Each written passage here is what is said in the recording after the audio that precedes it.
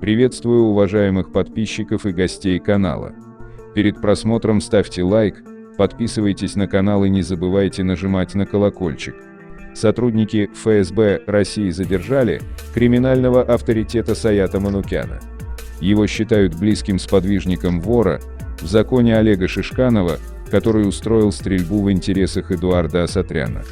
Манукян стал фигурантом уголовного дела о вымогательстве у бизнесмена Валерия Чебанова, который находится в СИЗО.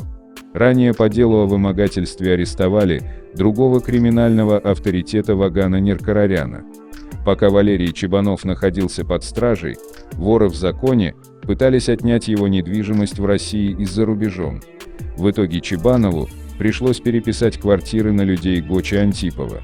По слухам, у Антипова были выходы на соседей по камере Чебанова, и по его приказу они оказывали на него давление.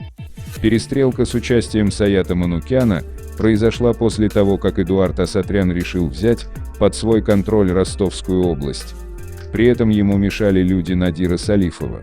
В итоге Саят Манукян и Ваган Неркарарян под предлогом долга в $6000 ввязались в конфликт с представителями азербайджанской диаспоры.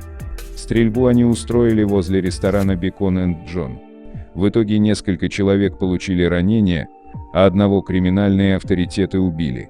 Стрельбу открыл Саят Манукян, в связи с этим его задержали, но затем отпустили благодаря связям. А Надира Салифова в итоге убил собственный охранник. Имя заказчика убийства до сих пор остается загадкой. Мешал Эдуарду Асатряну и вор в законе Надар Асаян. Его люди оказывали сопротивление и отказывались платить Асатряну.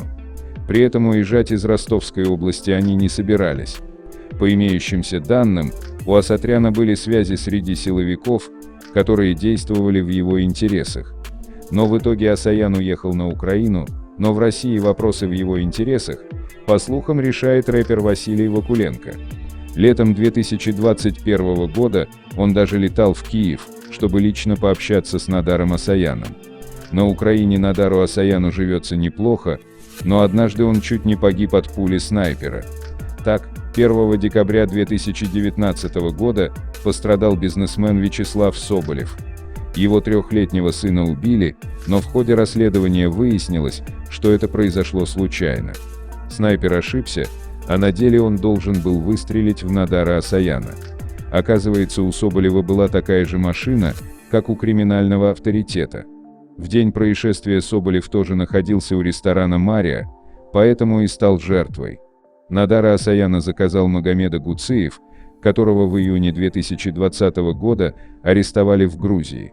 В итоге его приговорили к 4 годам колонии за слежку и планирование убийства журналиста Георгия Горбуния.